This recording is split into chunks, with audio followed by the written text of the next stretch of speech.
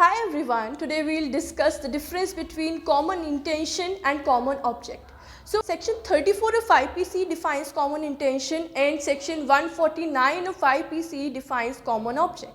So with common intention, it implies the prior meeting of the mind of the persons who are involved in the commission of a crime, which requires a preliminary unity, whereas common object refers to a purpose which is shared by all the members of an unlawful assembly.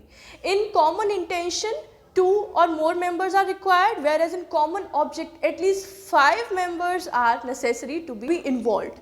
In common intention, the prior meeting of mind is necessary, or we can say there should be a prior agreement or consensus before the commission of the crime among the members, whereas such prior meeting of mind or prior consensus or agreement is not required in the common object.